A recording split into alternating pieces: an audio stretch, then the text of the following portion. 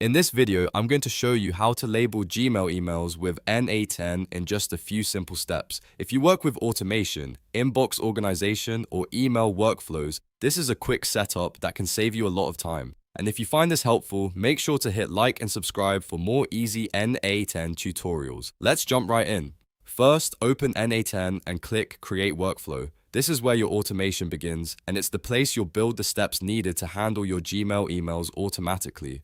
Once the workflow is open, click Add First Step. This tells N8N to add the first action or trigger to your automation so you can start building the process. Next, choose Gmail from the available app options. Since we want to work directly with Gmail, selecting it here connects the workflow to the right email service. After that, click Add Label to Message.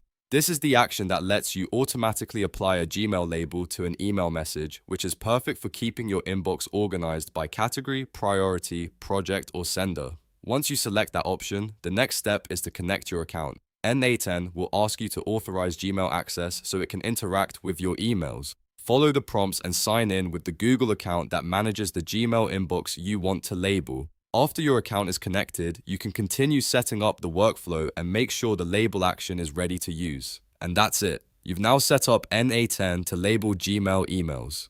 This is a great starting point for building smarter automations around inbox management, email routing, and task organization. If this video helped, don't forget to like, subscribe, and turn on notifications for more N8N tutorials just like this one.